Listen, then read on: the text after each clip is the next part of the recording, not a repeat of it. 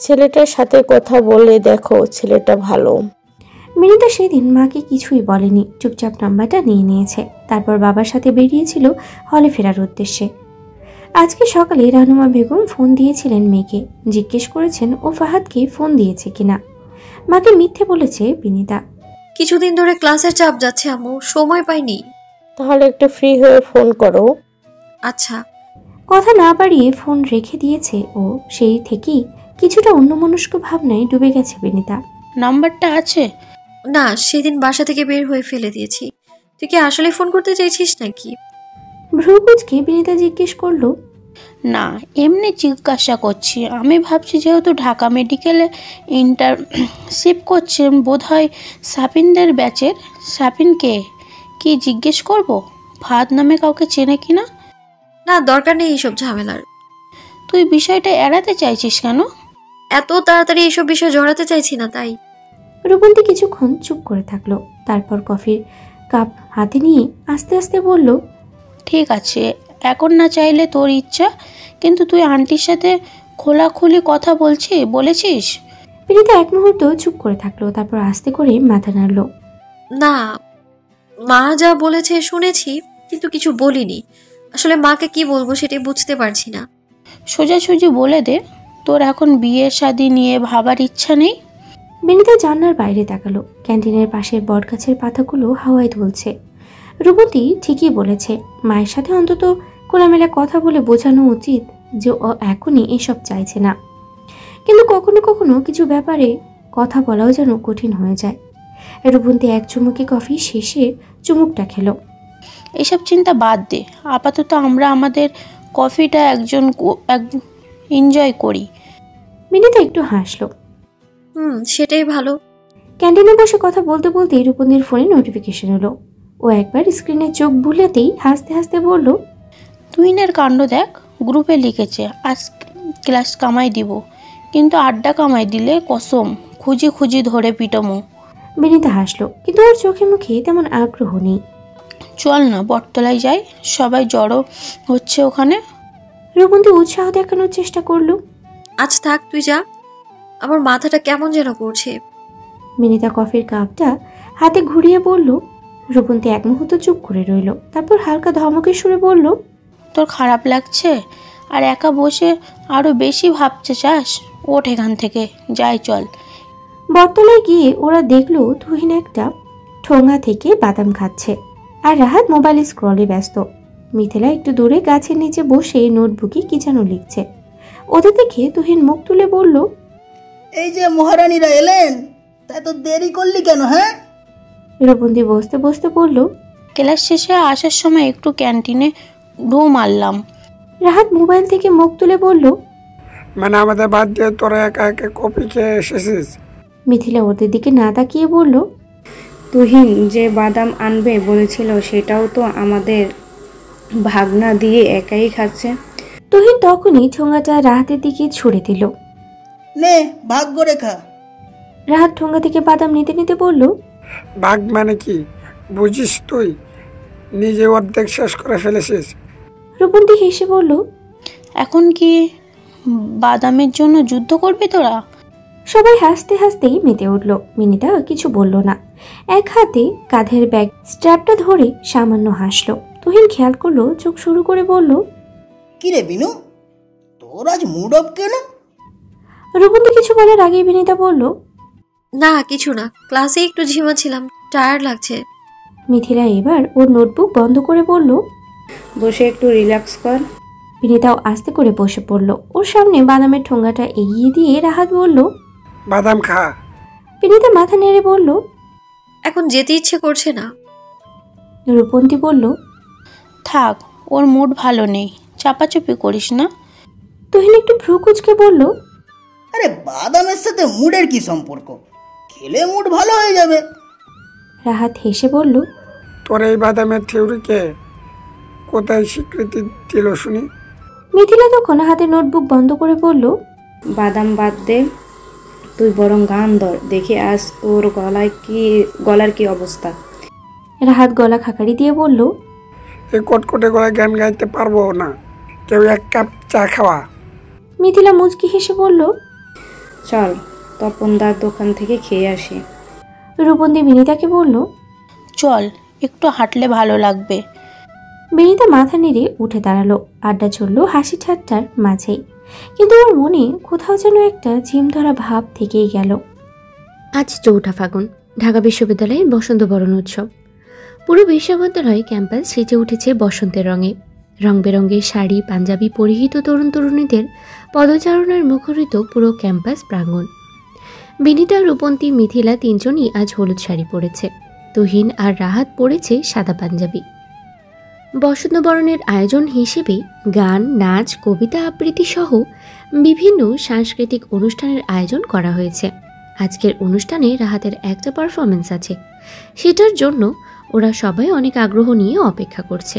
আর একটা পারফরমেন্সের পরেই রাহাতের পালা। স্টেজের পিছনে সবাই জড়ো হয়ে দাঁড়িয়ে উত্তেজনা বিরাজ করছে ওদের মাঝে। আজকে আমার গান দিয়ে সবাইকে তাক লাগিয়ে দিব, দেখিস। রাহাত বলল, ওর চোখে উচ্ছ্বাস। আজকে রাহাতের রিহার্সেল যা হয়েছে ও। মিথিলা পুরো কথাটা শেষ করলো না। রূপন্তী ওর কথায় তাল মিলালো। একদম। ওরা সবাই কথা বলতে বলতে তুহিন বলল, এই রাতের পারফরমেন্সের তো আর কিছুক্ষণ বাকি, তোরা এদিকেই থাক, আমি একটু আসছি। বলে স্টেজের উল্টো দিকে হাঁটা ধরলো। শোন না অর্ণব, ডাবের বসন্ত বরণ অনেক সুন্দর হয়। হ্যাঁ, তুই বসন্ত বরণ দেখতে যাবি না কি দেখতে যাবি সেটা আমার ভালো করেই জানা আছে। তুই যা, আমি যাব না, আমার কাজ আছে। ভ্রুকুচকে বলল অর্ণব। উফ, আজকে একদিন কাজ রাখতো, কাজ করতে করতে তুই বুড়ো হয়ে গেলি। শাফিন বড্ড বিরক্ত। আরে বাবা, এই ইন্টার্নশিপের শেষ দিকে যে কাজের প্রেশারটা যাচ্ছে সেটা তুইও বলছিস তাহলে? অর্ণবের ক্লান্ত গলা। শাফিন ওর হাত টেনে ধরে বলল, আর দেখ, শোন না রে ভাই, তুমি তো যাবো গার্লফ্রেন্ডের সাথে দেখা করতে, আমি কেন যাব? আমাকে কেন টানছিস? অর্ণব ওর দিকে ভ্রুকুচকে তাকিয়ে আছে। শাফিন চোখ টিপে দিল। তুই গেলেও তুইও একটা গার্লফ্রেন্ড খুঁজে পাবি, চল তো। অর্ণব এক ভ্রু উঁচু করে তাকালো। আমি গার্লফ্রেন্ড খুঁজে চাইছি? চান্স নাই, কিন্তু আমার তো একটা দায়িত্ব আছে, তাই না? বুড়ো হয়ে যাচ্ছিস, এখন প্রেম না করলে কবে করবি বল? হতাশা মিশ্রিত কণ্ঠে বলল শাফিন। অর্ণব এবার গম্ভীর মুখে বলল, আর প্রেম? মা তো এখন থেকে বিয়ের তোড়জোড় করার চিন্তা করছে। সে কি, আগে বলিস নি তো? উত্তেজনায় শাফিনের চোখ বড় বড় হয়ে গেছে। আমি নিজেই কেবল জেনেছি। অর্ণবের নির্লিপ্ত ভঙ্গিতে বলল, কবে, কোথায়, কখন, কার সাথে? পুরো বিষয়টা শাফিন যেন এখনো হজম করতে পারছে না। জানি না, শুধু বলেছে সামনের সপ্তাহে বাড়ি যেতে, মেয়ে দেখতে যাবে। খুবই স্বাভাবিকভাবে বলল অর্ণব। এ পর্যায়ে এসে নাটকীয়ভাবে মাথায় হাত চাপড়ে শাফিন বলে উঠল, ও মাই গড, জীবন যুদ্ধ তো তুই এগিয়ে গেলি বন্ধু। অর্ণবের কণ্ঠে হতাশা। জীবনটা মনে হচ্ছে সিরিয়াল হয়ে গেছে। এসব প্রেম বিয়ে আমার মতো মানুষের জন্য না, আমার প্রফেশনটাই আমার প্রেম। শাফিন বিক্ষোভের মতো বলল, জীবনে কাজের বাইরেও অন্যদিকেও একটু চোখ দে, শুধু কাজ নিয়ে পড়ে থাকলে হয় না। তোর এসব দার্শনিক মার্কা কথাবার্তা রাখতো। অর্ণবের চোখে বিরক্তি। যাই হোক, ঈশ্বর জীবন নিয়ে চিন্তা ভাবনার অনেক সময় পরে আছে, এখন তাড়াতাড়ি চল, প্রোগ্রাম শুরু হয়ে গেছে বোধ হয়। এক প্রকার জোর করেই ওকে টেনে নিয়ে চলল শাফিন। গেটের ভেতরে ঢুকেই শাফিন বলল, অর্ণব একটু দাঁড়াতো, ওদিকে ফুল বিক্রি হচ্ছে, ওদিকে চল, ফুল কিনবো কয়েকটা। ফুলের দোকানের সামনে যেতেই ওরা দেখলো অনেক রকমের ফুলের সমারোহ। গাঁদা, বেলি, গোলাপ, রজনীগন্ধা সহ আর অনেক ফুল। রূপন্তীর জন্য শাফিন নিল একটা রজনীগন্ধার গাজরা আর কয়েকটা লাল গোলাপ। অর্ণব দাঁড়িয়ে আছে পাশেই। আমাকে দুটো বেলি ফুলে মালা দিন তো। শাফিন সন্দেহজনক দৃষ্টিতে তাকালো ওর দিকে। কার জন্য নিচ্ছিস রে? ভ্রুকুচকে তাকালো অর্ণব। কার জন্য আবার? নিজের জন্য। ফুল কেনা শেষ হতেই ওরা স্টেজের দিকে হাঁটতে শুরু করলো। কিছু দূর এগোতেই শাফিন খেয়াল করলো টাকা দেওয়ার সময় ও রজনীগন্ধার গাজরাটা দোকানেই ফেলে এসেছে। ও তৎক্ষণাৎ অর্ণবকে বলল, তুই স্টেজের দিকে আগা, আমি জায়গাটা নিয়ে আসছি। বলে শাফিন আবার ফিরে গেল ফুলের দোকানের কাছে। অর্ণব সামনের দিকে হাঁটতে শুরু করলো। চলমান পারফরমেন্সটা শেষ হতেই অনুষ্ঠানের উপস্থাপক পরের অংশগ্রহণকারীর নাম ঘোষণা করলো। এর পরটাই রাহাতের পারফরমেন্স। এর মধ্যে রূপন্তী খেয়াল করলো তুহিন এখনো ফেরেনি। এই তুহিনটা আবার কোথায় গেল? এক্ষুনি রাহাতের পারফরমেন্স মিস করে ফেলবে তো। রূপন্তীর কথা একটু চিন্তিত হয় বিনীতা, বলল, দাঁড়া আমি দেখছি। মিথিলা সাবধান করলো ওকে। খুঁজতে যে তুইও আবার মিস করে পেলিস না, তাড়াতাড়ি আয়। হ্যাঁ আসছি। ওদেরকে আশ্বস্ত করে শাড়ি সামলিয়ে প্রায় দৌড়েই বেরিয়ে গেল বিনীতা। স্টেজের সামনে জটলা থেকে বের হয়ে ও বেশ জোরেই হাঁটছে। তুহিনকে আশেপাশে কোথাও দেখা যাচ্ছে না। বিনীতা আশেপাশে তাকাতে তাকাতেই হাঁটছে, তুহিন নেই কোথাও। হঠাৎ করে সামনে শক্ত কিছু একটার সাথে ধাক্কা খেয়ে প্রায় পড়েই যাচ্ছিল। ঠিক সেই মুহূর্তে একটা বলিষ্ঠ পুরুষালী হাত ওকে পড়ে যাওয়া থেকে আটকালো। ভয়ে ও চোখ খিচে বন্ধ করে রেখেছে। কিছু সময় যেতেই যখন অনুভব করলো ওর হাতটা একটা শক্ত হাতের বাঁধনে আটকে পড়েছে, ঠিক ধীরে ধীরে চোখ মেলে তাকালো। বুকের ধুকপুকানিটা এতটাই প্রবল যে বাইরে থেকেও বোধহয় শোনা যাচ্ছে। প্রথমে ওর চোখ গেল হাতের দিকে। একটা সুগঠিত পুরুষালী হাত ওর হাত ধরে রেখেছে ভীষণ শক্ত করে, যেন ওকে পড়তে দেবে না কিছুতেই। হাতের মালিককে দেখার জন্য উপরে তাকাতেই দেখা মিলল এক অর্ধপরিচিত মুখ। এভাবে হন্তদন্ত হয়ে কোথায় যাচ্ছেন? আপনি হঠাৎ এখানে? বিনীতার অবাক কণ্ঠস্বর। হ্যাঁ, আপনাদের প্রোগ্রাম দেখতে চলে এলাম। কেন, আসা বারণ বুঝে? একদমই না, বারণ কেন হবে? দ্রুত বলে উঠল বিনীতা। বিনীতার হাত তখনও অর্ণবের হাতের মুঠোয়। বিনীতা একটু থমকে গিয়ে ফের তাকালো ওর হাতের দিকে। ও দৃষ্টি অনুসরণ করে অর্ণবও এবার তাকালো। ব্যাপারটা বুঝতে পেরে তৎক্ষণাৎ ছেড়ে দিল হাতটা। বললেন না তো কোথায় যাচ্ছিলেন? যেন কিছুই হয়নি এমন ভঙ্গিতে জিজ্ঞেস করলো অর্ণব। আমার একটা ফ্রেন্ডকে খুঁজতে যাচ্ছিলাম, আপনি স্টেজের দিকে যান, আমার আরেক ফ্রেন্ডের পারফরমেন্স আছে এখানেই। নার্ভাসনেসে বিনীতার দৃষ্টি ঘুরছে এদিকে ওদিকে। ও আচ্ছা, আর শুনুন, শাড়ি পরে এত দৌড়াদৌড়ি করবেন না। বলেই অর্ণব ওর দিকে আর না তাকিয়ে হাঁটা দিল স্টেজের দিকে। রাহাতের পারফরমেন্স শেষ হতেই রাহাত এসে দাঁড়িয়েছে বন্ধুদের মাঝে। তুহিন উচ্ছ্বাসে চেঁচিয়ে উঠল, একদম ফাটিয়ে দিয়েছিস রাহাত। দারুণ হয়েছে। মিথিলা ওর সাথে তাল মেলালো। বলছিলাম না আজকে সবাইকে একদম তাক লাগিয়ে দেব। কথাবার্তার মাঝে রাহাত খেয়াল করলো ওদের বন্ধুদের সাথে দাঁড়ানো দুটো অপরিচিত মুখ। জিজ্ঞাসু ভঙ্গিতে ও তাকালো বন্ধুদের দিকে। রূপন্তী পরিচয় করিয়ে দিল ওকে। ওই সাফিন, আর উনি অর্ণব ভাই, সাফিনের ফ্রেন্ড। সাফিন আগে কথা বলল, একগাল হাসি দিয়ে হাত বাড়িয়ে দিল। হ্যালো, তুমি কিন্তু দারুণ গান গাও। রাহাত একটু লজ্জা পেয়ে মাথা চুলকে হাসলো। থ্যাঙ্কস ইউ, এমনিতে টুকটাক গাওয়া হয় আর কি। এবার কথা বলল অর্ণব। তুমি কিন্তু আসলেই ভালো গাও। রাহাত আবারও হেসে ফেলল, মাথা একটু কাত করে বলল, আপনাদের কথা শুনেছি। সাফিন হালকা মাথা নেড়ে বলল, আমিও রূপন্তীর কাছে তোমাদের কথা শুনেছি। কথার মাঝে অর্ণবের ফোনে কল এসেছে। ও একটু দূরে গেল কল রিসিভ করতে। কথা শেষে পকেটে ফোনটা ঢোকানোর সময় খেয়াল হলো তখন এর কেনা বেলি ফুলের মালাগুলো এখনো ওর শুভ্র পাঞ্জাবির পকেটে চাপা পড়ে আছে। পকেট থেকে মালা দুটো বের করলো। তখনই বিনীতা ওর সামনে এসে দাঁড়িয়েছে। রূপন্তী পাঠিয়েছে ওকে ডেকে আনতে। এগুলো বেলি ফুলের মালা? অর্ণব এক মুহূর্ত চুপ করে রইল, তারপর বিনীতার প্রশ্নের জবাবে মাথা নেড়ে বলল, কিছুক্ষণ আগে কিনেছিলাম। বিনীতা এক পলক মালাগুলোর দিকে তাকালো, তারপর ভ্রুকুচকে বলল, কিনলেন কেন? অর্ণব একটু হাসলো। ভালো লেগেছে তাই নিয়ে নিলাম। বিনীতা সন্দিহান চোখে তাকালো ওর দিকে, কিন্তু বেশি কিছু বলল না। বাতাসে বেলি ফুলের মিষ্টি গন্ধ ছড়িয়ে পড়েছে। পেছন থেকে কোনো গ্রুপের আড্ডার শব্দ ভেসে আসছে। রূপন্তী পাঠিয়েছে আমায় আপনাকে ডেকে নিতে। সাফিন ভাই নাকি আজ ট্রিট দেবে আমাদের। বলে বিনীতা তাকালো ওর দিকে। অর্ণব ভ্রু উঁচিয়ে তাকালো। তাই নাকি? তাহলে তো যেতে হবে। এক মুহূর্ত ভেবে কিছুটা দ্বিধা নিয়ে মালাগুলো এগিয়ে দিল বিনীতার দিকে। আপনার জন্য। বিনীতা অবাক হয়ে তাকালো। আমার জন্য? অর্ণব কাঁধ ঝাঁকালো। আমার পকেটে থেকে চাপা হয়ে যাচ্ছে, মনে হচ্ছে আপনার খোপায় ওদের দারুণ মানাবে। বিনীতা কয়েক সেকেন্ড মালা দুটোর দিকে তাকিয়ে থাকলো, তারপর ধীরে হাতে নিল। বেলি ফুলের মিষ্টি গন্ধটা নাকে এসে লাগছে, তার সাথে একটা অদ্ভুত অনুভূতি। কয়েক সেকেন্ড চুপ থেকে এক হাতে চুল সামনে নিয়ে ধীরে ধীরে নিজের খোপায় মালা দুটো গুজে নিল। অর্ণব চুপচাপ দেখছিল, ওর চোখে স্পষ্ট মুগ্ধতা। আপনাকে মানিয়েছে। শান্ত গলায় বলল অর্ণব। ধন্যবাদ। আস্তে করে বলল বিনিতা।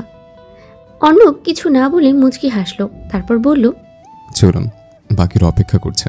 দুজনেই ধীরে পায়ে এগিয়ে গেল বাকিদের দিকে। বসন্তের বাতাসে মিশে রইল এক নাম না জানা অনুভূতির সুবাস।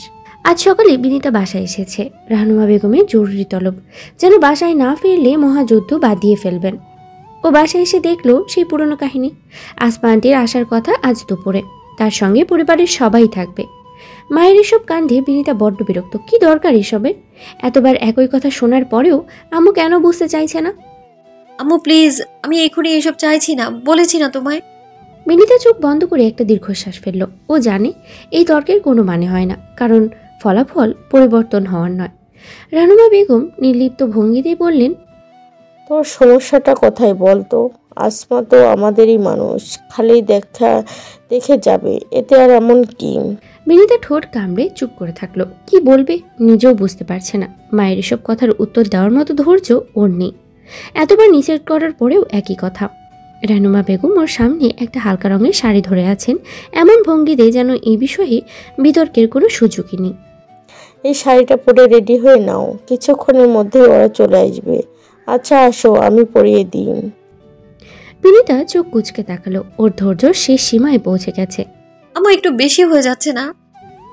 রাহনুমা বেগম গম্ভীর চোখে তাকালেন। অতিথি আসবে, একটু পরিপাটি হয়ে থাকা কি খুব বেশি কিছু? বিনিতার ঠোঁট কেঁপে উঠল। কিছু বলতে চাইলো, বলতে পারল না। চোল শক্ত করে দাঁড়িয়ে রইল। তারপর এক ঝটকায় মায়ের হাত থেকে শাড়িটা নিয়ে নিজের ঘরে ঢুকে গেল। ঠাস করে বন্ধ করে দিল দরজাটা। বিছানার শাড়িটা ছুঁড়ে ফেলে আয়নার সামনে দাঁড়ালো বিনিতা। রাগে গাল দুটো লাল হয়ে আছে। ওর মাথার ভেতরটা এলোমেলো হয়ে যাচ্ছে। আজকের দিনটা কিভাবে সামলাবে ও জানে না। বাইরে বেশ কিছু মানুষের কথাবার্তা শোনা যাচ্ছে। আসমা আন্টিরা বোধ হয় চলে এসেছেন। টুকটাক হাসির শব্দ, পানির গ্লাস রাখার শব্দ, খুশি খুশি গুঞ্জন, সব মিলিয়ে বোঝাই যাচ্ছে সবাই বেশ উচ্ছ্বাসিত। বিনিতা আয়নার সামনে দাঁড়িয়ে নিজের প্রতিচ্ছবির দিকে তাকালো। চোখের অস্থিরতা ফুটে উঠেছে ওর। মুখ থমথমে। আজকের এই পরিস্থিতির জন্য ও একেবারেই প্রস্তুত ছিল না। ফোনটা হাতে নিয়ে বার কয়েক স্ক্রল করলো, কিন্তু মন বসছে না। নোটিফিকেশনগুলোও যেন বিরক্তিকর লাগছে। হঠাৎ করে মনে হলো, যদি এখনই দরজাটা বন্ধ করে দিয়ে ফোন সাইলেন্ট করে বিছানার নিচে লুকিয়ে থাকে তাহলে কেমন হয়? নিজেরই ভাবনায় নিজেই বিরক্ত হয়ে ফোনটা বিছানায় ছুঁড়ে ফেললো বিনিতা। কিছুক্ষণ পর রাহনুমা বেগমের ডাক এলো। বিনিতা মা, একবার এসো। বিনিতা চোখ বন্ধ করে এক গম্ভীর নিঃশ্বাস নিল। ঘটতে যাওয়া ঘটনা ঠেকানোর আর কোনো উপায় নেই। আয়নার দিকে শেষবার তাকিয়ে নিজের চেহারা দেখলো। বাইরে থেকে শান্ত দেখাচ্ছে, কিন্তু ভিতরে উথাল পাথাল অবস্থা। এতগুলো মানুষের সামনে কিভাবে দাঁড়াবে ভেবেই অস্বস্তি লাগছে ওর। শাড়িটা গুছিয়ে নিয়ে ধীরে দরজা দিয়ে এগুলো বিনিতা। ড্রয়িং রুমের দরজায় পা রাখতেই সোফায় বসে থাকতে দেখা গেল পুরোপুরি অকল্পনীয় একজনকে। বিনিতার পা জোড়া থেকে গেল ওখানে। সোফায় বসে থাকা পরিচিত মুখটা দেখে এক মুহূর্তের জন্য ওর দম বন্ধ হয়ে আসলো। অর্ণব, উনি এখানে কেন? কিভাবে? কি কারণে? এই অসম্ভব কাকতালীয়তা কিভাবে সম্ভব? আসমা আন্টি তো ওনার ছেলেদেরকে নিয়ে আসার কথা, তার বদলে অর্ণব এখানে কি করছে? এক মুহূর্তের মধ্যেই যেন হাজারটা প্রশ্ন ভিড় করলো ওর মাথায়। বিনিতা দ্রুত চারপাশে তাকালো। নিশ্চিত হতে চাইলো ও ভুল দেখছে কিনা, কিন্তু না। সোফায় আম্মু, আব্বু, আসমা আন্টি, আশরাফ আঙ্কেল, ফাহিম সবাই বসে আছে, কিন্তু যার আজকে আসবার কথা আসমা আন্টির ছেলে ফাহাদ, সে কোথায়? তার পরিবর্তে অর্ণব কেন বসে? অর্ণব বসে আছে সোফার একদম শেষ মাথায়, ওর পাঞ্জাবির হাতা গোটানো। এক মনে মোবাইল স্ক্রল করছে, মুখে সেই অদ্ভুত শান্ত ভঙ্গিমা ঠিক আগেরই মতো। অর্ণব ফোন স্ক্রল করছিল আর মনে কথাবার্তা শুনছিল। হঠাৎ সামনে তাকাতেই দরজায় দাঁড়িয়ে থাকা পরিচিত মুখটা দেখে ওর ফোন স্ক্রল করতে করতে হাতটা থমকে গেল। বিনিতা এখানে? এক মুহূর্তের জন্য মনে হলো ভুল দেখছে, কিন্তু না, চোখের ভুল হওয়ার প্রশ্নই আসে না। অর্ণবের ভ্রু কুঁচকে গেল। চারপাশে একবার চোখ বুলিয়ে নিল, যেন কোনো অদ্ভুত ধাঁধায় পড়েছে কিনা নিশ্চিত হতে চাইছে। বিনিতা তাকিয়ে আছে ওর দিকেই। বিনিতারও যে ওকে দেখে অবাক হয়েছে তা ওর চোখ মুখ দেখেই বেশ বোঝা যাচ্ছে। কিন্তু এমন আজব কাকতালীয় ঘটনার অর্থ কি? বিনিতাকে দরজায় দাঁড়িয়ে থাকতে দেখে আসমা বেগম হাসি মুখে বললেন, বিনিতা মা, এসো এসো, দাঁড়িয়ে আছো কেন? আশরাফ সাহেবও যোগ করলেন সাথে, আসো মা, বসো। বিনিতা অনিচ্ছা সত্ত্বেও ধীর পায়ে এগিয়ে এলো। প্রচণ্ড নার্ভাসনেসে ওর মনে হচ্ছে আশেপাশের সব শব্দ ফ্যাকাশে হয়ে আসছে। শুধু একটাই প্রশ্ন ওর মাথায় ঘুরপাক খাচ্ছে, অর্ণব আর ফাহিম কি তাহলে একই মানুষ? অর্ণব নিজেকে দ্রুত সামনে দিল, মুখে একটা ভদ্রতা সূচক হাসি টেনে ফোনটা পকেটে রেখে বসলো, যেন এই মুহূর্তটা একেবারেই স্বাভাবিক। অথচ ওর চোখে একদম গভীরে খেলা করছে একটা অস্পষ্ট কৌতূহল। আসমা বেগম খুশি গলায় বললেন, তোমাদের দুজনের তো এর আগে দেখা হয়নি বোধ হয়, তাই না? তাহলে পরিচয় করে দিই। বিনিতা, এই আমার ছেলে ফাহাদ, আর ফাহাদ ও হচ্ছে বিনিতা। রাহনুমা। অর্ণব বিনিতার দিকে তাকিয়ে মৃদু মাথা ঝাঁকালো, যেন পরিচয়ের ব্যাপারটা ওর কাছে নতুনই। মুখে আগের মতোই শান্ত নিয়ন্ত্রিত অভিব্যক্তি, অথচ বিনিতার মনে হচ্ছে পুরো ঘটনায় যেন হঠাৎ করে একটা চাপা অস্বস্তি নেমে এসেছে। রাহনুমা বেগম একগাল হাসি দিয়ে বললেন, ফাহাদের ইন্টার্নশিপ তো শেষ, তাই না? এখন জবের জন্য কোথায় অ্যাপ্লাই করবে ভাবছো? অর্ণব একটু মুচকি হেসে বলল, হ্যাঁ আন্টি, এখন কয়েক জায়গায় অ্যাপ্লাই করার জন্য ভাবছি। ব্যাপারটা একটু সময় সাপেক্ষ। এর মাঝে অর্ণবের বাবা বললেন, বিনিতা আর ফারাদ ওরা দুজনে একটু আলাদা কথা বললে ভালো হতো না? কি বলো আপা? রাহনুমা বেগম হালকা হাসি দিয়ে বললেন, কি নিশ্চয়। বিনিতা, ফাহাদকে নিয়ে ছাদ থেকে ঘুরে এসো। বিনিতা বেজায় অস্বস্তিতে বলল, অর্ণবের সাথে এখন আবার আলাদা কথা বলতে হবে? তবুও ঠোঁটের কোনায় মৃদু হাসি রেখেই বলল, আসুন। অর্ণবও হাসি মুখে উঠে দাঁড়ালো। বিনিতার পিছন পিছন চলল সিঁড়ির দিকে। ছাদে পৌঁছানোর পর বিনিতা রেলিং ঘেঁষে বাইরের দিকে মুখ করে দাঁড়িয়ে আছে। অর্ণব এসে দাঁড়িয়েছে ঠিক পেছনে। অর্ণবই কথা শুরু করলো প্রথমে, এইখানে এসে আপনাকে দেখতে পাবো, এটা একদম আনএক্সপেক্টেড ছিল। বিনিতা অর্ণবের দিকে ঘুরে তাকালো। আমিও অনেক বেশি অবাক হয়েছি আপনাকে দেখে। অর্ণব একটু হেসে বলল, কি অদ্ভুত কাকতালীয় ঘটনা ঘটতে পারে মানুষের জীবনে। বিনিতা হঠাৎ অন্য প্রসঙ্গে গিয়ে জিজ্ঞেস করলো, আপনার নাম ফাহাদ? অর্ণব এহসান, ডাকনাম ফাহাদ। বিনিতা একটু ইতস্ত করলো, তারপর হালকা গলায় বলল, পাত্রী হিসেবে আমাকে আপনার পছন্দ? অর্ণব এক মুহূর্তের জন্য চুপ করে থাকলো, তারপর ঠোঁটের কোণে একটা মৃদু হাসি টেনে বলল, জীবনসঙ্গী হিসেবে আপনাকে পেলে বোধ হয় মন্দ হবে না।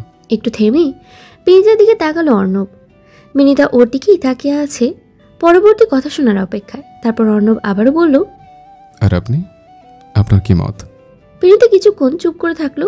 ছাদের হালকা বাতাস ও শাড়ির আঁচল উড়িয়ে দিচ্ছে। মাথার মধ্যে হাজার রকমের সংশয় নিয়ে আস্তে করে বলল, হুট করে কিছু বলা কঠিন আমার জন্য। অর্ণব মাথা ঝাঁকালো। বুঝতে পারছি, তাড়াহুড়োর কিছু নেই। একটু ভেবে অর্ণব চিন্তিত ভঙ্গিতে বলল, কিন্তু নিচে গিয়ে এখন কি বলবো সেটাই তো বুঝতে পারছি না। বিনিতা ঠোঁট কামড়ে একটু ভেবে জোরে জোরে দুই দিকে মাথা ঝাঁকিয়ে বলল, কিছুই তো বুঝতে পারছি না। অর্ণব হাসল। সেই হাসি আবার মিলিয়ে গেল মুহূর্তেই। চুপচাপ থাকলে ওরা ধরে নেবে যে ব্যাপারটা পজিটিভ। আবার যদি সরাসরি কিছু বলি তাতেও ঝামেলা।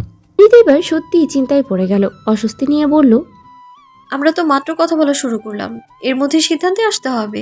অর্ণব এবার একটু গম্ভীর হলো। ফাইনাল সিদ্ধান্ত নেওয়ার কথা কেউ বলেনি, কিন্তু কিছু তো বলতে হবে, তাই না? বিনিতা ধীরে সুস্থে মাথা নাড়ল। হয়তো বলার চেয়ে কিছু না বলাই ভালো হবে। অর্ণব একটু চুপ করে রইল, তারপর মৃদু মাথা ঝাঁকালো। ঠিক আছে, আমি তাহলে নিচে যাচ্ছি। বিনিতা ধীর পায়ে এগিয়ে গেল সিঁড়ির দিকে। Dhaka medical college campus. Class শেষ। বিকেলের নরম রোদ গায়ে মেখে অর্ণব আর শাফিন ক্যাম্পাসের ফুটপাত ধরে হাঁটছিল। আশেপাশে ছড়িয়ে ছিটিয়ে কয়েকজন বসে আড্ডা দিচ্ছে, কেউ বা নোট নিয়ে ব্যস্ত। শাফিনের মনোযোগ পুরোপুরি অর্ণবের দিকে। শাফিন অর্ণবের কাঁধে একটা চাপড় দিয়ে বলল, কিরে মামা, মেয়ে দেখতে কি তুই দেখি বিরাট কাহিনী ঘটিয়ে ফেলেছিস। অর্ণব বিরক্তির ভঙ্গিতে তাকালো। কাহিনী আমি ঘটালাম কই? কাহিনী দেখে তো আমি নিচে হতবাক।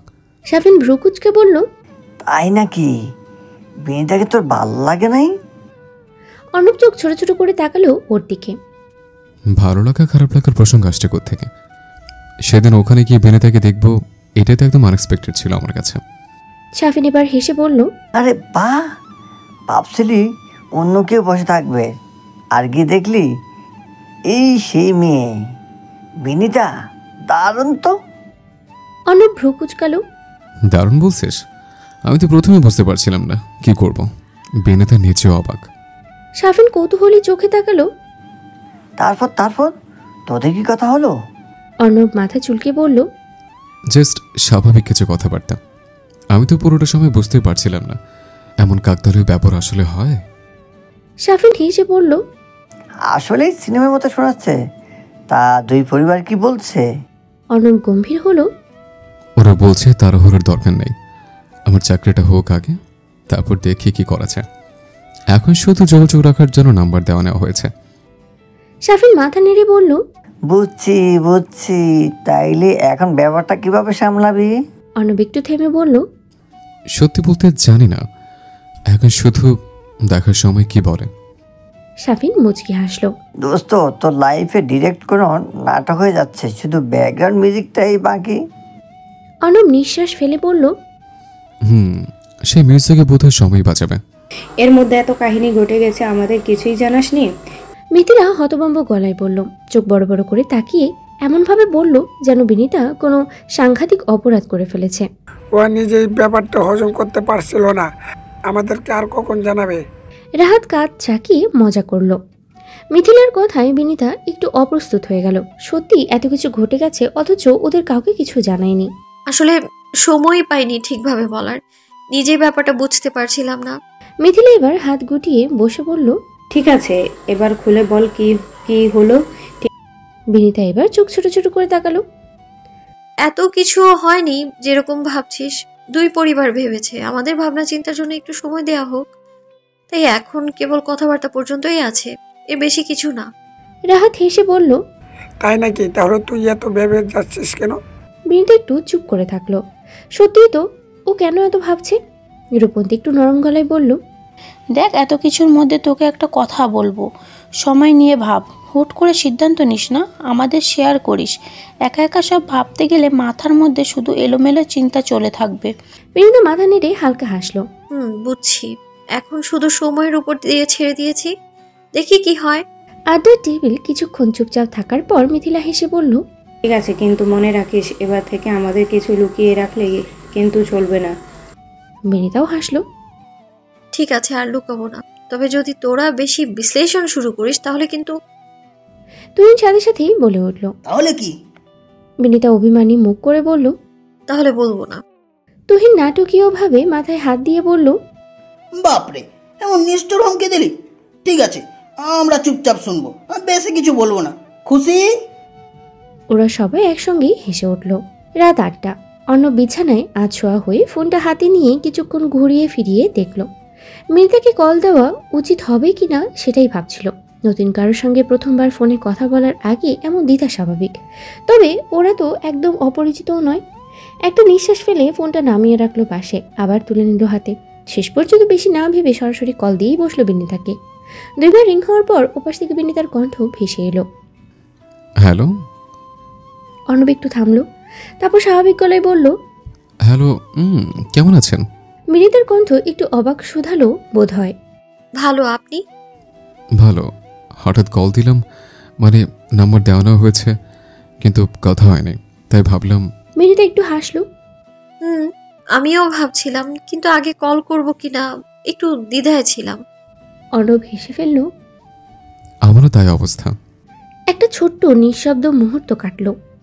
এরপর বিনীতা বলল, আপনার দিন কেমন গেল? অর্ণব হালকা গলায় বলল, প্রতিদিনের মতোই, ক্লাস, হাসপাতাল এসব মিলিয়ে কেটেছে। আপনার? বিনীতা হাসলো। একই রকম, ক্লাস, লাইব্রেরি, বন্ধুদের সঙ্গে আড্ডা। অর্ণব বাধা হেলিয়ে বলল, ও, তারপর এতক্ষণ কি করছিলেন? বিনীতা ফোনটা এক কান থেকে আরেক কানে নিয়ে বালিয়ে এসে পিঠ ঠেকিয়ে বসলো। কিছু করছিলাম না, খাওয়া দাওয়া সেরে বই পড়ছিলাম। অর্ণবের গলা বোধহয় একটু কৌতূহলী শোনালো। কি বই? বিনীতা মৃদু হাসলো। একটা উপন্যাস। অর্ণব জানতে চাইল, কার লেখা? বিনীতা ঠোঁট কামড়ে বলল, হুমায়ুন আহমেদ। অর্ণব একটু থেমে বলল, আপনার প্রিয় লেখক কে? বিনীতা একটু ভেবে বলল, অনেকের লেখাই ভালো লাগে, তবে শরৎচন্দ্রের লেখা আমার খুব পছন্দের। অর্ণব মাথা ঝাঁকালো, যদিও ও জানে বিনীতা সেটা দেখতে পাবে না। বিভূতিভূষণ পড়েন? বিনীতা মৃদু হাসলো। হ্যাঁ, প্রকৃতিকে পড়তে ভালো লাগে। আপনি পড়েন? অর্ণব গলার স্বর একটু নিচু করলো, যেন নিজের কাছে নিজেই স্বীকার করছে। এখন কিছু পড়ার মতো সময় পাই না, তবে আগে পড়তাম। বিভূতিভূষণ, শরৎচন্দ্র, রবীন্দ্রনাথ, হুমায়ুন, কখনো কখনো সুনীল বা সমরেশ। বিনিতা চোখ ছোট করলো, যেন ফোনের ওপাশের মানুষটারকে বিশ্লেষণ করছে। বাহ, বেশ মিশ্র। তবে আপনার পছন্দ শুনে একটু অবাক লাগছে। আপনাকে সিরিয়াস টাইপের লেগেছিল, যে সারাদিন একাডেমিক পড়াশোনা নিয়ে সিরিয়াস থাকে এমন। অর্ণব একটুখানি হাসলো। হ্যাঁ, ঠিকই বলেছেন।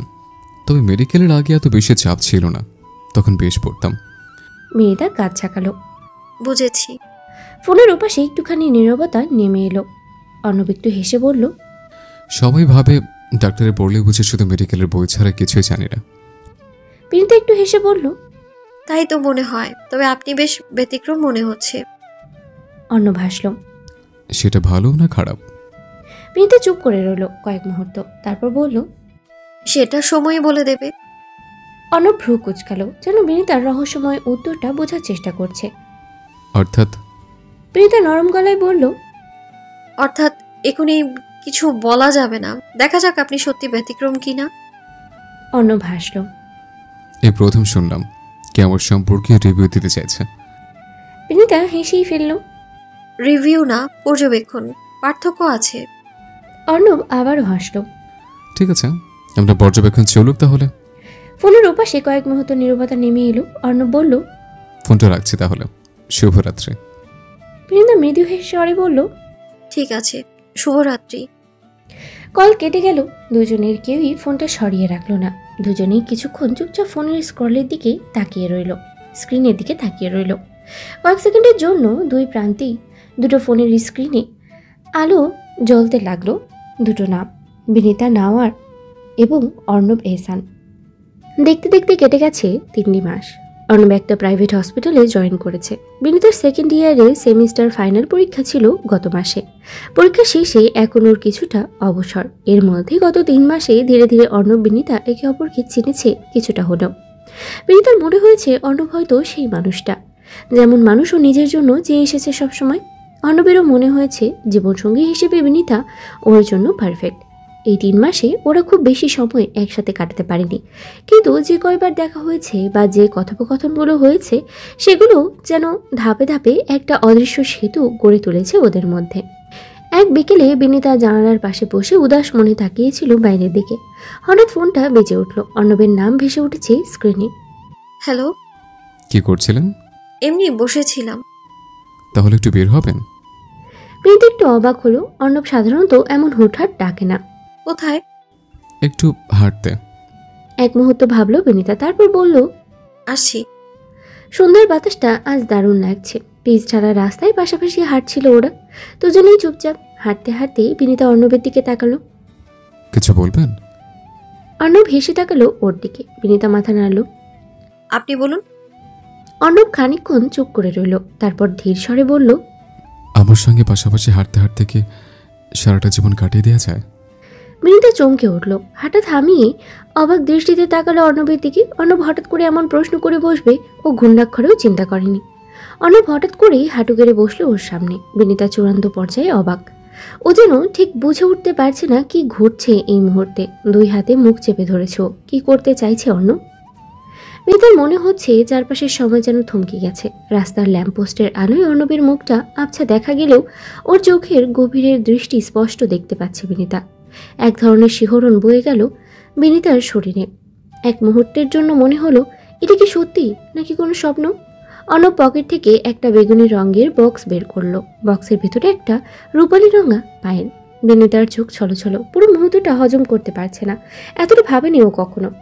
বিনিতা শ্বাস বন্ধ করে চুপচাপ দাঁড়িয়ে থাকলো। অর্ণব হাঁটু গেড়ে বসে আছে ওর সামনে, এক হাতে বেগুনি রঙের বক্সটা ধরে, অপর হাত দিয়ে ধীরে ধীরে পায়েলটা বের করলো। রূপালি পায়েলটা ল্যাম্পপোস্টের আলোয় চিকচিক করছে একবার।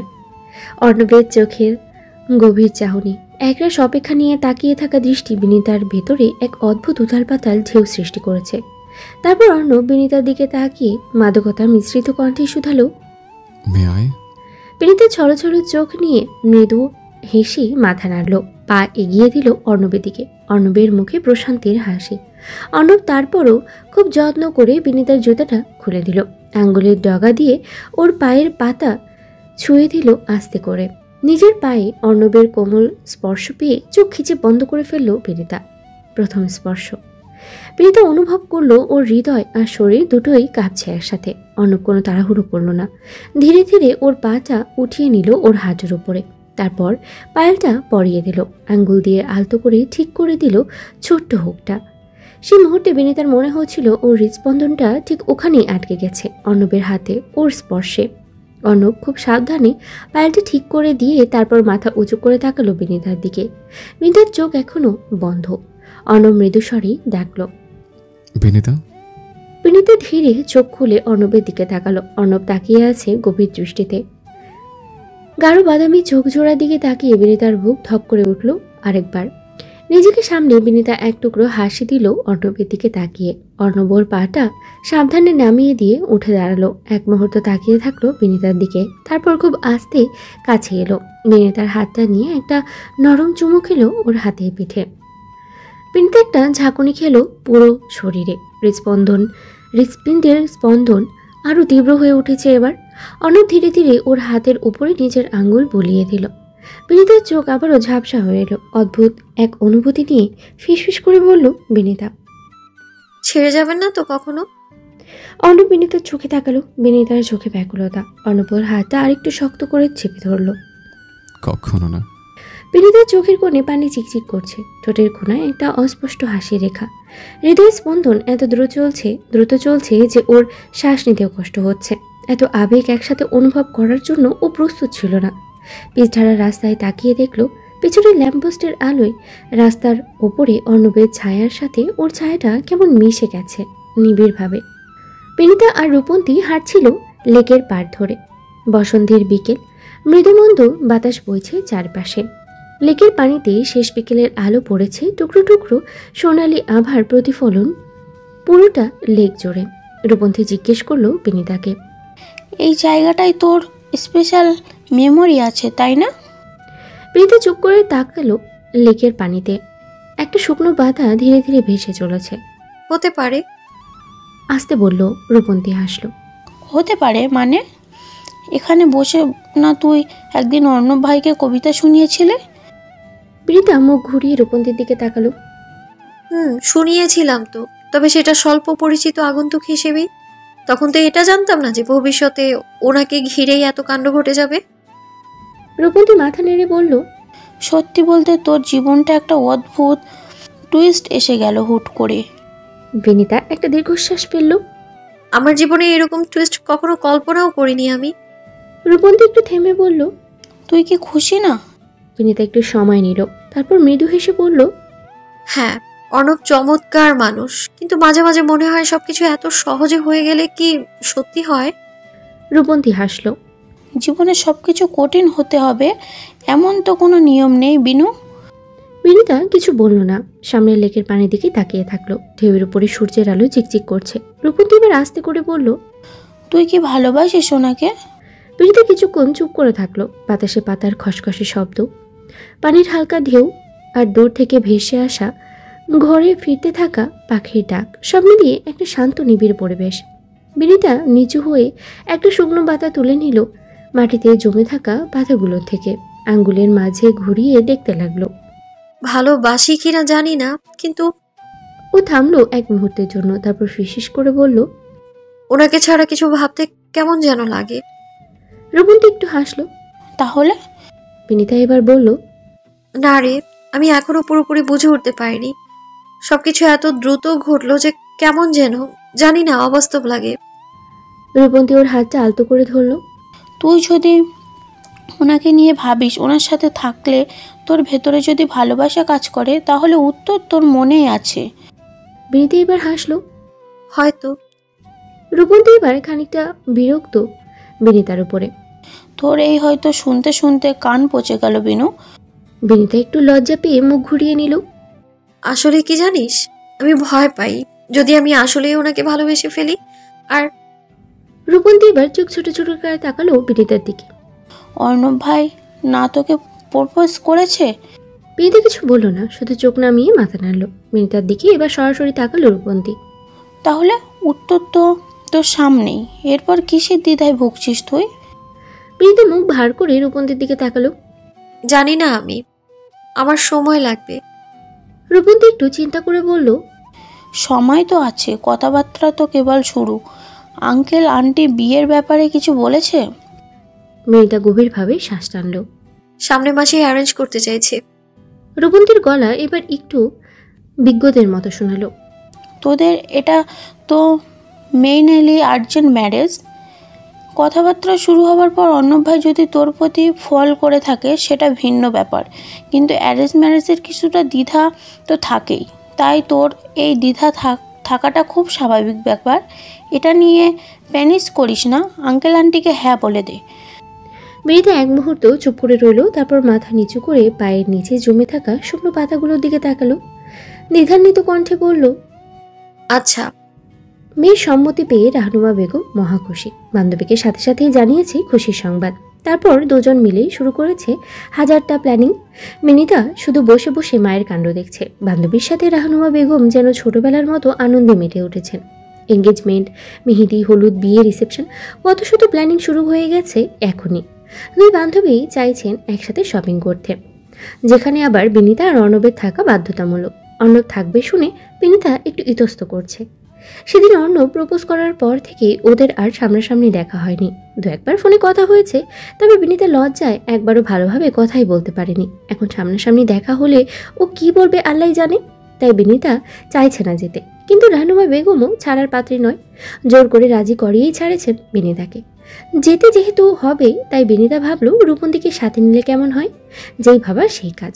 ঘরে গিয়েও ফোন লাগালো রূপন্তীকে। হ্যালো রূপু, সামনের শনিবারে তুই কি ফ্রি আছিস? আমার সাথে বিয়ে শপিং এ যেতে পারবি? সামনের শনিবারে? 3 দিন পর? হ্যাঁ। কে কে যাবে? আমি, মা, আসমা আন্টি আর অর্ণব। রূপন্তী এবার বুঝলো বিনিতা কেন ওকে নিতে চাইছে, তাই ও ঘুরিয়ে পেঁচিয়ে না করে দিল বিনিতাকে। আমার তো সময় হবে না রে, ওই দিন আমার একটু কাজ আছে। ও, কাজ আছে? তাহলে আসতে তো পারবি না। আচ্ছা ঠিক আছে তাহলে। বেজার মুখে ফোন রাখলো বিনিতা। ধুর, রূপন্তীটাও ফ্রি নেই এখন, ওকে একাই যেতে হবে। ওদিকে অর্ণব যখন শুনলো এসব বিয়ের শপিংয়ে ওকেও থাকতে হবে, ও তো বুঝেই পাচ্ছে না এসব মেয়েলি ব্যাপারে ওর কাজটা কি। অর্ণব মায়ের দিকে তাকিয়ে ভোতা মুখে বলল, এসব মেয়েদের ব্যাপার মা, আমাকে টানছো কেন? আসমা বেগম অনেক ভুজুং ভাজুং দিলেন ছেলেকে। রাহনুমার মেয়ে, বিনিতাকে শাড়ি পছন্দ করে দিতে হবে না। আমি চাই বিনিতা বিয়েতে তোর পছন্দ করার শাড়ি পরুক। অর্ণব ঠিকই বুঝলো মায়ের এসব ছলাকলা। মা চাইছে শপিংয়ের দোহাই দিয়ে হলেও ওরা দুজন একটু আলাদা সময় কাটাক, একে অপরকে চিনুক জানুক। মায়ের ভাবনা বুঝতে পেরে মনে মনেই হাসলো অর্ণব। মা তো আর জানে না তার ছেলে তার ভাবনার থেকেও কত এগিয়ে। অলরেডি মায়ের হবু বৌমাকে অর্ণব প্রপোজও করে ফেলেছে, আর মা এখনও পড়ে আছে চেনা জানা নিয়ে। মনে মনে হাসলেও ওপরে উপরে অর্ণব খুবই বিরক্তির ভাব দেখালো, যেন ওর একদমই ইচ্ছে নেই এসব শপিং টপিংয়ে যাওয়ার। দুপুরে খাওয়া দাওয়া শেষে বিনিতা যতটা সম্ভব ধীর গতিতে রেডি হচ্ছিল, যদিও দেরি করেও লাভ নেই, আজকে ওরা বের হবেই। ওদিকে অর্ণব আর আসমা বেগম ইতোমধ্যেই বের হয়ে পড়েছে। বিনিতা আর রাহনুমা বেগম বিনিতাদের বাসার নিচ থেকে পিক করতে আসার কথা ওদের। বাইরে গাড়ির হর্ন বাজতেই রাহনুমা বেগম তাড়া দিলেন বিনিতাকে। বিনিতা, তাড়াতাড়ি নিচে নামো, তোমার আন্টিরা এসে গেছে। বিনিতা ধীর পায়ে বেরিয়ে এলো গেট দিয়ে, পিছনে পিছনে রাহনুমা বেগম। গাড়ির সামনের সিটে বসে আছেন আসমা বেগম, আর ড্রাইভারের সিটে অর্ণব। আসমা বেগম ওদের দেখে হাসি মুখে বললেন, এই তো দেরি হয়নি তেমন, উঠো তাড়াতাড়ি যাওয়া যাক। বিনিতা আস্তে করে পিছনের সিটে বসে পড়ল, পাশে রাহনুমা বেগম। গাড়ি চলতে শুরু করলো, আর বিনিতা জানলা দিয়ে তাকিয়ে থাকলো বাইরের দিকে। অর্ণব ড্রাইভ করছিল, আর মাঝে মধ্যেই আসমা বেগমের কথার জবাব দিচ্ছিল। বিনিতা এবার আর চোখে তাকানোর চেষ্টা করলো রিয়ার ভিউ মিররে। একই অর্ণব তাকিয়ে আছে ওর দিকে। হ্যাঁ, বিনিতা ধরা বেরো গেল বুঝি। বিনিতা এমনভাবে তাড়াতাড়ি করে চোখ সরিয়ে বাইরের দিকে তাকালো যেন বাইরের কোনো গুরুত্বপূর্ণ দৃশ্য মিস করে ফেলবে। শপিং মলের সামনে গাড়ি থামতেই বিনিতার মা আর আসমা আন্টি অতি উৎসাহী হয়ে ভিতরে ঢুকে গেলেন। অর্ণব গাড়ি পার্ক করতে করতেই লেট হয়ে গেছে। বিনিতাও আস্তে ধীরে ওদের পিছু পিছু ঢুকলো শপিং মলের ভিতরে। ওরা প্রথমেই ঢুকলো একটা শাড়ির দোকানে। ঢুকে আসমা বেগম দোকানদারকে বললেন সবচেয়ে সুন্দর শাড়িগুলো বের করতে, ওনার হবু বৌমার বলে কথা। বিনিতা একপাশে একটু জড়সড় হয়ে বসে আছে। ওদিকে অর্ণব এসে দাঁড়িয়েছে একটু দৌড়ে, কিছুটা বিরক্ত। মেয়েদের শাড়ির দোকানে ঘন্টার পর ঘন্টা দাঁড়িয়ে থাকার মতো ধৈর্য ওর নেই। আচ্ছা, তুই এখানে বসে থাকবি নাকি শাড়ি দেখবি? রানুমা বেগম এক ঝটকায় বিনিতাকে বাস্তবে ফেরালেন। বিনিতা ইতস্ত করে দুই একটা শাড়ি উল্টে পাল্টে দেখল। দোকানদারে রং বেরঙের বাহারি শাড়ি খুলে বসেছেন। এত রঙে চোখ একেবারে ধাঁধিয়ে যাওয়ার অবস্থা। এত রঙের শাড়ির ভিড়ে বিনিতা মন বসাতে পারছে না কিছুতেই। একটু দূরে দাঁড়িয়ে অন্যবার চোখে তাকিয়ে আছে এদিকে। সেটাই ওর সবচেয়ে বড় অস্বস্তি। মা ও আন্টি দুজনেই ওকে প্রশ্ন বানিয়ে জর্জরিত করতে শুরু করেছে। তাই ও বাধ্য হয়ে সামনে মেলে রাখা একটা পার্পল পিচ রঙের কাতান শাড়ি হাতে নিল। ঠিক তখনই এটা না, অর্ণব হঠাৎই বলে উঠল। কখন যে ও বিনিতার পাশে এসে দাঁড়িয়েছে কেউ খেয়ালই করেনি। সবাই একসঙ্গে তাকালো ওর দিকে। সবাই একসঙ্গে তাকিয়েছে দেখে অর্ণব প্রথমে একটু থতমত খেয়ে গেল। না মানে এটা বোধহয় বেশি মানাবে বিনিতার গায়ে। বিনিতা অবাক হয়ে ওর হাতে থাকা লাল টুকটুকে জামদানির শাড়িটার দিকে তাকালো। উপরে সোনালি সুতোর কাজ, সৌন্দর্যে চোখ একেবারে ধাঁধিয়ে যাচ্ছে। রানুমা বেগম বললেন, দেখলি ছেলেরা মেয়েদের চেয়েও ভালো বোঝে। আসমা বেগম হাসলেন। অর্ণব দেখি নিজের বউয়ের জন্য সবচেয়ে সেরেটা পছন্দ করেছে। অর্ণব কাশি দিয়ে চোখ ঘুরিয়ে নিল। আর বিনিতা শাড়ির দিকে এমনভাবে মনোযোগ দিল যেন ওর আশেপাশে শাড়ি ছাড়া আর কিছুই নেই। কিন্তু মুখের লালচে আবাটা ঠিকই ওকে ফাঁসিয়ে দিচ্ছে। এই নাও, শাড়িতে একবার ট্রায়াল দিয়ে দেখো। আসমা আন্টি এক প্রকার জোর করেই শাড়িটা ওর হাতে ধরিয়ে দিলেন। বিনিতা একটু ইস্তস্ত করে আসমা বেগমের হাত থেকে শাড়িটা নিয়ে ট্রায়াল রুমের ভিতরে চলে গেল। বিনিতাকে ভিতরে পাঠিয়ে রানুমা বেগমেরা ভাবলেন হাতে অনেক সময় নেই। বিনিতা ট্রায়াল দিয়ে আস্তে আস্তে ওরা পাশের দর্জির দোকান থেকে ঘুরে আসবেন। রানুমা বেগম পাশে দাঁড়িয়ে থাকা অর্ণবকে বললেন, তুমি এখানে থাকো, বিনিতা বের হতে হতে আমরা পাশের দোকান থেকে ঘুরে আসছি। অর্ণব সামান্য প্রতিবাদ করার চেষ্টা করলো। আন্টি, বিনিতা বের হবার পর একেবারে গেলে হতো না? আসমা বেগম সায় দিলেন বান্ধবীর কথায়। দেরি হয়ে গেছে তো, আমরা এতক্ষণে একটা কাজে গিয়ে রাখি, তুমি থাকো এখানে। অর্ণব আর কিছু বলার আগেই দুইজন পাশের দর্জির দোকানের দিকে চলে গেলেন। শপিং মলের কোলাহলে ওদের কথাবার্তা মিলিয়ে যেতে যেতে অর্ণব অনুভব করলো ট্রায়াল রুমের বাইরে ও এখন একা দাঁড়িয়ে আছে, ভেতরে বিনিতা। নিজের উল্টোপাল্টা ভাবনা সরিয়ে বুকে হাত বেঁধে দাঁড়িয়ে রইল। ধৈর্য ধরে অপেক্ষা করতে লাগলো বিনিতার বের হওয়ার। আরো মিনিট পাঁচেক পর ট্রায়াল রুমের দরজা খুললো আস্তে করে। বিনিতা ধীরে ধীরে বেরিয়ে এলো। অর্ণব এক মুহূর্তের জন্য নিঃশ্বাস নিতেই ভুলে গেল ওর সামনে দাঁড়িয়ে থাকা মেয়েটা কি সত্যি, নাকি কোনো পুরনো কাব্যের পাতায় আঁকা এক নিখুঁত শিল্পকর্ম। লাল জামদানিটার ভাঁজে ভাঁজে আলো ঠিকরে পড়ছে, সোনালি কাজগুলো চিকচিক করা শপিং মলের ঝলমলে আলোর জন্য। ওর কপালে ছোট্ট টিপটা, কানের দুল, খোপা চুল সব মিলিয়ে কেমন স্বপ্ন স্বপ্ন লাগছে অর্ণবের কাছে। মনে হচ্ছে আজকে ওর শপিংয়ে আসাটাই সার্থক। বিনিতা ভয়ঙ্কর অস্বস্তিতে পড়ে গেল। বাইরে এসে প্রথম এদিক ওদিকে তাকিয়ে মাকে খুঁজলো, কিন্তু ওরা যে নেই সেটা বুঝতে দেরি হলো না। তারপর অর্ণবের দিকে চোখ পড়লো। অর্ণব ওর দিকেই তাকিয়ে আছে। বিনিতা বেজায় অস্বস্তিতে হাতের আঁচলটা ঠিক করার চেষ্টা করতে করতেই বলল, আমুরা কোথায় গেল? অর্ণব ঠোঁটের কোণে একটা ছোট্ট হাসি ফুটিয়ে উঠল। পাশের দোকানে গেছে, বলেছে আমি যেন এখানে থাকি।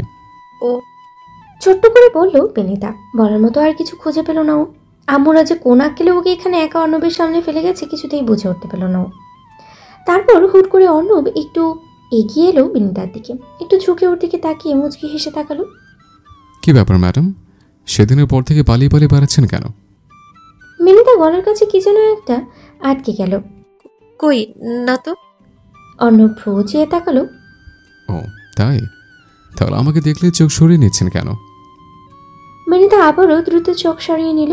অর্ণব ঠোঁটের কোণে হাসিটা এবার চওড়া হলো যেন। এসে আবার চোখ সরিয়ে নিলেন। বিনিতার গাল দুটো মনে হচ্ছে ধীরে ধীরে টমেটোর রং ধারণ করছে। দ্রুত প্রসঙ্গ পাল্টানোতে চাইল বিনিতা। আপনি এতক্ষণ এইখানে দাঁড়িয়ে আছেন কেন? বসতে পারতেন। অর্ণব কাজ ছাকালো। আপনাকে দেখার সুযোগটা মিস করতাম তাহলে। বিনিতার চোখ বিস্ফোরিত হলো এবার। কি? অর্ণব হেসে দিল।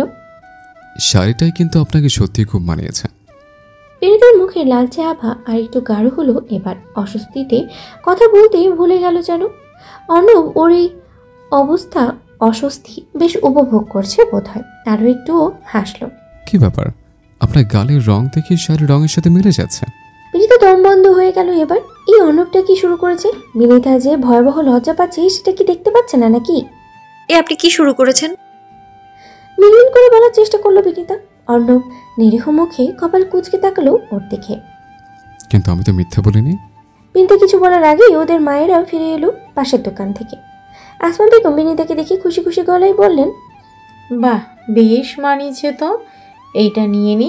কি বলিস রানুমা? রানুমা বেগমও সায় দিলেন। ফাহাদের পছন্দ তো ভালো হওয়ারই কথা। কেনাকাটা শেষ করতে করতে বিকেল শেষ হয়ে এসেছে। আরও কিছু টুকিটাকি কেনা বাকি, সেই সব অন্য একদিন এসে কেনা যাবে। শপিং মল থেকে বের হতেই গায়ে ঠান্ডা বাতাসে ঝাপটা এসে লাগলো। আকাশ কালচে মেঘে ঢেকে গেছে। দোকানপাটের ঝলমলে আলোয় এক অদ্ভুত পরিবেশ তৈরি হয়েছে চারপাশে। কেনাকাটা শেষ করতেই বিকেল শেষ হয়ে এসেছে। আরও কিছু কেনাকাটা টুকিটাকি বাকি আছে, সেই সব অন্য একদিন এসে করে যাবে। শপিং মল থেকে বের হতেই ঠান্ডা বাতাসের ঝাপটা এসে লাগলো গায়ে। আকাশ কালচে মেঘে ঢেকে গেছে। দোকানপাটের ঝলমলে আলোয় অদ্ভুত পরিবেশ তৈরি হয়েছে চারপাশে। আসমা বেগম আকাশের দিকে তাকিয়ে বললেন, বৃষ্টি নামতে পারে, চলো তাড়াতাড়ি গাড়িতে উঠি। রানুমা বেগম হাতের ব্যাগগুলো সামলাতে সামলাতে বললেন, হঠাৎ এত দমকা বাতাস কেন? এই সময় তো এমন হওয়ার কথা না। বিনিতার ওড়না বাতাসে উঠতে লাগলো। ও দ্রুত সেটা সামনে নিল। অর্ণব একটু সামনে এগিয়ে ওদের গাড়ির দরজা খুলে দিল। ভেতরে বসতেই বিনিতা খেয়াল করলো লাল জামদানির প্যাকেটটা দোকানেই ফেলে এসেছে। আকাশের যে অবস্থা তাতে এতগুলো শপিং ব্যাগ নিয়ে অপেক্ষা করাও মুশকিল। তাই অর্ণব বলল, আম্মু আর আন্টি তোমরা দুজন ব্যাগগুলো নিয়ে চলে যাও, আমি আর বিনুতে দোকান থেকে শাড়িটা নিয়ে পরে আসছে। আসমা বেগম আর রেহনুমা বেগম কেউই রাজি হলেন না। ওনারা কিছুতেই এই ঝড়ঝাপটার মুখে বিনিতা আর অর্ণবকে ফেলে যেতে রাজি নন। অর্ণব এবার মৃদু ধমক দিল মাকে। বুঝতে চাইছো না কেন আম্মু? এখনো যদি বৃষ্টি শুরু হয় সব ব্যাগগুলো ভেজে যাবে। তোমাদের বরং সিএনজি ঠিক করে দিই, তোমরা চলে যাও, আমরা 5-10 মিনিট পরেই রওনা দিচ্ছে। অগত্যা দুজন রাজি হলেন আগে চলে যেতে। অর্ণব ওদেরকে শপিং মলের নিচে দাঁড় করিয়ে একটা সিএনজি নিয়ে দিল। ব্যাগ সামনেই দুজনকে তুলে নিল সিএনজিতে। সিএনজিতে এতগুলো ব্যাগ সহ তিনজনের জায়গা হবে না, নয়তো বিনিতাকে এই মুহূর্তে এখানে ওর সাথে রাখার কোনো মানেই ছিল না। অর্ণব সিএনজিতে দুইজনকে বসিয়ে দরজা বন্ধ করে ফিরে এলো বিনিতার কাছে। ততক্ষণে বাতাস বেশ বাড়তে শুরু করেছে, বাতাসের সাথে ধুলো উঠছে। অর্ণব দ্রুত পা বাড়ালো শপিং মলের ভেতরে। তাড়াতাড়ি আসুন, বাতাস বাড়ছে। বিনিতা কিছুটা অস্বস্তি নিয়ে হাঁটতে শুরু করলো অর্ণবের পাশে পাশে। শপিং মলের মধ্যে এখনো অনেক লোক, সবাই অস্থিরভাবে চেষ্টা করছে তাড়াতাড়ি বাড়ি ফেরার। দোকান থেকে শাড়ির প্যাকেটটা নিয়ে ওরা আবার শপিং মলের গেটে এসে দাঁড়ালো। বাতাসের তীব্রতা আরও বেড়েছে। ধুলোর চোটে চারপাশ প্রায় সাদা। অর্ণব বড় বড় পা ফেলে গাড়ির দিকে এগোচ্ছে। পিছে পিছে বিনিতা। গাড়ির কাছাকাছি আসতেই হঠাৎ করে বিনিতার ডাকে থেমে গেল অর্ণবের পা জোড়া। অর্ণব দাঁড়ান একটু। অর্ণব সঙ্গে সঙ্গেই ঘুরে দাঁড়ালো। কি হয়েছে? বিনিতা এক হাতে চোখ চেপে ধরে দাঁড়িয়ে আছে, মুখটা কুঁচকে রেখেছে। অর্ণব তড়িৎ গতিতে এগিয়ে এলো। চোখে কি হয়েছে দেখি। তারপর চারপাশে ধুলো খেয়াল করে বলল, দেখি, আগে গাড়িতে উঠুন। গাড়ির দরজা খুলে বিনিতার হাত ধরে বসিয়ে দিল প্যাসেঞ্জার সিটে। বিনিতাকে বসিয়ে দিয়ে এপাশের দরজা লাগিয়ে দ্রুত ঘুরে গিয়ে বসলো ড্রাইভিং সিটে। দেখি কি হচ্ছে চোখে। অর্ণবের গলাটা কেমন অস্থির শোনালো।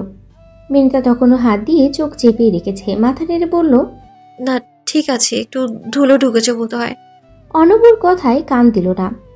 কাছে এসে কিছুটা জোর করেই চোখের উপর থেকে বিনিতার হাত সরিয়ে দিল। বিনিতার চোখ শক্ত করে বন্ধ, ভ্রু দুটো কুঁচকে গেছে, ধুলোটা বেশ ভিতরেই ঢুকেছে। এভাবে থাকলে তো ভালো হবে না, চোখটা একটু খোলার চেষ্টা করুন, নরম গলায় বলল। বিনিতা চোখের পাতা সামান্য ফাঁক করতেই তীব্র জ্বালায় আবারও বন্ধ করে ফেলল, মাথা নাড়ল। পারছি না তো, খুব জ্বলছে। অর্ণব নিজের কপালে হাত ঘষল। আপনি দেখি একদম বাচ্চাদের মতো। তারপর আর অপেক্ষা করলো না, নিজেই বিনিতার চোখের পাতা 2 আঙ্গুলের সাহায্যে জোর করে একটু ফাঁক করলো। পুরো চোখ লাল হয়ে গেছে। লাল হয়ে যাওয়ায় চোখের কোণ থেকে একটু যেন রাগ হলো ওর। এজন্যই বলেছিলাম চোখ বন্ধ করে রাখলে আর ধুলো উঠকে যাবে। বিনিতা ঠোঁট উল্টোলো। বকছেন? অর্ণব এক মুহূর্ত তাকালো বিনিতার ঠোঁট উল্টে রাখা মুখটার দিকে। এভাবে ঠোঁট উল্টে রাখার বড্ড ইনোসেন্ট দেখাচ্ছে চেহারাটা। অর্ণবের ইচ্ছে করলো ওর ফুলো ফুলো গাল দুটোকে ঠেনে দিতে, তবে এই মুহূর্তে সেই ইচ্ছে চেপে গম্ভীর গলায় বলল, না, বকছি না।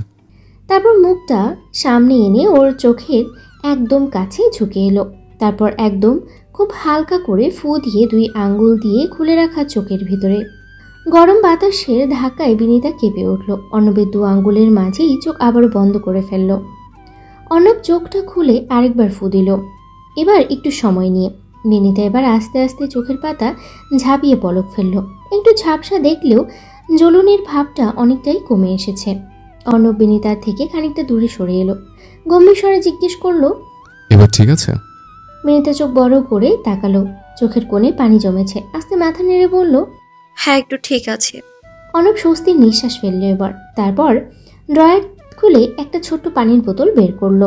বোতলের মুখটা খুলতেই আবার কৌতূহল মেশানো গলায় বলল, বেশ, তাহলে এবার তো আমাকে ধন্যবাদ দেওয়া উচিত। বিনিতা একটা মিষ্টি হাসি দিল। অনেক ধন্যবাদ। অর্ণব মাথা ঝাঁকালো। না না, এত ঠান্ডা ধন্যবাদ না, আন্তরিকভাবে বলেন। বিনিতা ঠোঁট কামড়ে হাসি চেপে বলল, থ্যাংক ইউ ডাক্তার সাহেব। অর্ণব এবার হাসলো। এবার ঠিক আছে, এই পানিটা নিন। চোখে একটু পানির ঝাপটা দিলে আরো ভালো লাগবে। বিনিতা বাধ্য মেয়ের মতো পানির বোতলটা হাতে নিল।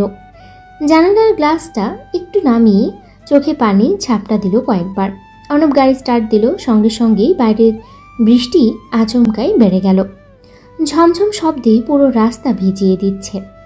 বিনিতা জানলাটা আরও একটু নামিয়ে দিল। ঠান্ডা বাতাসের ঝাপটের সাথে ছিটকে আসা বৃষ্টির ফোঁটা এসে লাগলো বিনিতার চোখে মুখে। বিনিতা বৃষ্টির ঠান্ডা ফোঁটাগুলো ছোঁয়ার জন্য হাত বাড়িয়ে দিল খোলা জানালার বাইরে। অর্ণব এক পলক তাকিয়ে দেখলো ওকে। মেয়েটার চোখে একটা তীব্র আনন্দ খেলা করছে। ছোট বাচ্চারা যেমন প্রথম বৃষ্টিতে ভিজতে গিয়ে উচ্ছ্বাসে মেতে ওঠে। ঠান্ডা বাতাসে ওর চুলগুলো এলোমেলো হয়ে গেছে। কয়েকটা ভেজা চুল লেপটে আছে গালের সাথে। মেয়েটা আর কতভাবে মুগ্ধ করবে ওকে। আশ্চর্য। জানলাটা বন্ধ করে দিন, ভেজে যাচ্ছেন। অর্ণব তাকিয়ে বলল ওর দিকে। অসময়ে বৃষ্টিতে ভিজলে ঠান্ডা লাগার সম্ভাবনা প্রবল। বিনিতা এবার অর্ণবের দিকে তাকিয়ে হাসলো। খোলা থাকুক, ভালো লাগছে। অর্ণব এক মুহূর্ত কিছু বলল না। বিনিতার মুখে বৃষ্টির ছাট, ঠান্ডা বাতাসে কাঁপছে তার ঠোঁট, চোখের পলক। তবুও সে হাসছে, একটা ছেলে মানুষই উচ্ছ্বাস মাখা হাসি। এই হাসিটাই বুঝি অর্ণবকে বারবার অদ্ভুত রকমের দুর্বল করে দেয়। ভালো লাগলেও ঠান্ডা লেগে যাবে। অসময় বৃষ্টি এখন, বুঝছেন? বিনিতা আবার জানলার দিকে ফিরে হাত বাড়িয়ে বৃষ্টি ছুল। একটু ভিজলে ঠান্ডা লাগবে না ডক্টর সাহেব? অর্ণব এবার আর ভুলল না ওর কথায়। গাড়ির গতি একটু কমিয়ে স্টিয়ারিংয়ে এক হাত রেখে একটু এগিয়ে এনে বিনিতার গালের একপাশে আঙুল ছোঁয়ালো। এতক্ষণ ধরে বৃষ্টির ছাট আসার কারণে ঠান্ডা হয়ে গেছে গাল। তারপরে নিজ গরম হাতের মাঝে ধরল বিনিতার শীতল হয়ে যাওয়া হাতটা। আঙ্গুলের মাঝে ঠান্ডা অনুভব করে অর্ণব বলল, হাতটা কেমন ঠান্ডা হয়ে গেছে দেখেছেন? অর্ণবের উষ্ণ আঙ্গুলের ছোঁয়ায় কেঁপে উঠল বিনিতা। চোখ নামিয়ে ফেলেছে নিচের দিকে। অর্ণব ওর ভেজা চুলের দিকে তাকিয়ে একটু দীর্ঘশ্বাস ফেলল। অতঃপর আলতোভাবে ওর গালের উপরে পড়ে থাকা ভেজা চুলগুলো সরিয়ে গুজে দিল কানের পেছনে। বিনিতা কেঁপে উঠল আবারও। ওর ঠান্ডা গালটা এতক্ষণে গরম হতে শুরু করেছে বোধহয়। এই অসময় বৃষ্টিতে যদি জ্বর চলে আসে তাহলে কিন্তু আপনাকে বিড়ম্বনা পড়তে হবে। 2 দিন পরে এঙ্গেজমেন্ট অনুষ্ঠান, তখন যদি গলায় মাফলার পেঁচিয়ে বসে থাকতে হয় তাহলে কেমন লাগবে ভাবুন তো।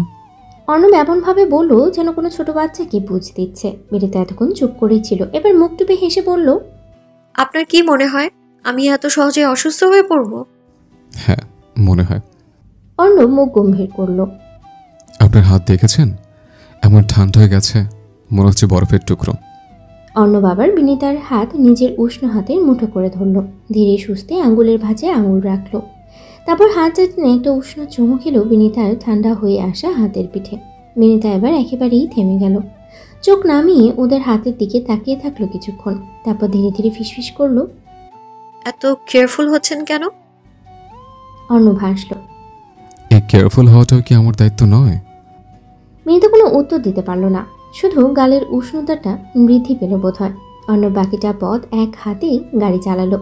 অন্য হাতে ধরে রাখলো বিনিতার ঠান্ডা হাতটা। বিনিতাদের বাড়ির গেটে পৌঁছাতে গাড়ি থেমে সেখান থেকে নামলো দুজনে। অর্ণব বিদায় জানালো বিনিতাকে।